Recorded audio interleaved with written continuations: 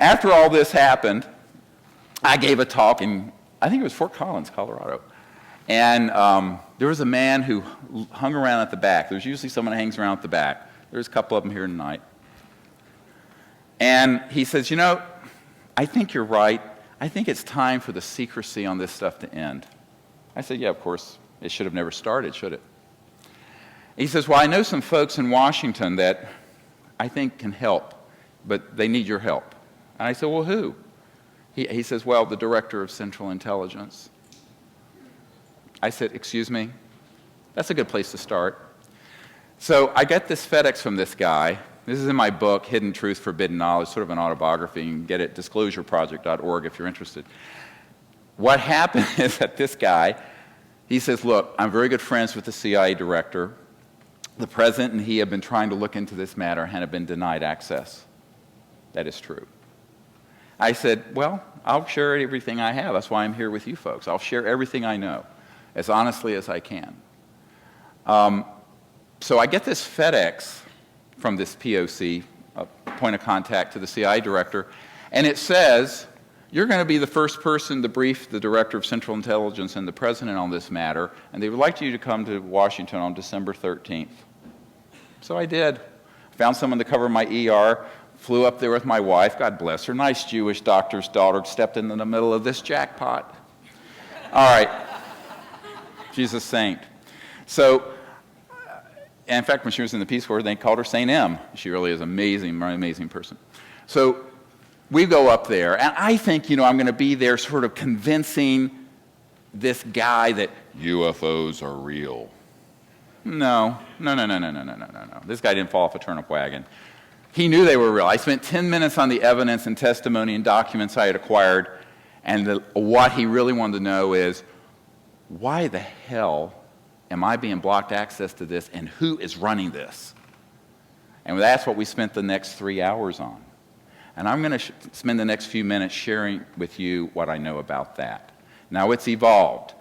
And in 1993, a third of this group called Majestic, or Magic, was in favor of disclosing this information to the people.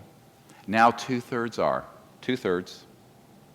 But I was asked to do, the first things that these guys always ask about, just like Carter did, is about this issue when they become president. I mean, you're not supposed to talk about this subject because you'll be ridiculed and be called Senator Moonbeam or President Starchild or some crazy thing.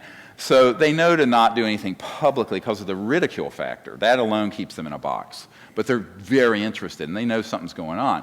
And Obama is a bright guy, and so, as you know, a man who's openly supported Disclosure Project and bringing this stuff out is a man named John Podesta, who was chief of staff for Clinton for a while, but he's the guy who put together the Obama administration. Y'all know this? Okay, so anyway, I was asked to put together for a briefing for the president, the new president, and I did so. And I want to share with you, and you can go to our website and see there's sort of an overview, a 6 or 7 page letter. But in the course of this, basically, what I learned was that the president was very interested, but like all previous ones, they're not in control.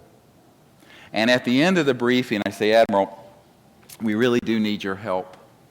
Same thing I said to the president and to Lawrence Rockefeller and all these people. We need help. I'm just a country doctor from North Carolina who stumbled into this situation. And he looked at me after a very long briefing. It was supposed to be a 45-minute stand-up briefing, which, believe me, for someone at that level is a long time. It went on for almost 2 hours. And he said, I don't know what to do. He says, I can't get control of these projects and do anything really forceful unless I'm ordered by my civilian commanders, because I'm not a rogue. So you see, here's the trap. The good guys that follow the rule of law are stuck in the box of the rule of law. The people running this break every frickin' law on the way to doing what they're doing. They don't care about the Constitution. They don't care about any law. They don't care about any treaty in space, and they don't care about anything but domination and control. That's all they care about. And they'll do anything to maintain it. So this man said, and by the way, what I've learned is that the best thing I know about is the B-2 stealth bomber.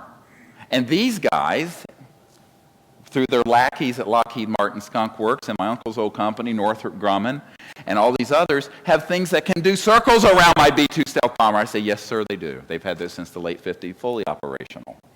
He says, then it's point, set, match. What am I going to do? So this fatalism creeps in.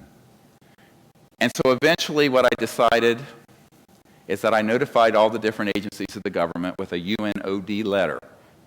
Anybody know what that is? Military guys here, unless otherwise directed. It's a ruse. And basically it said, here's my assessment.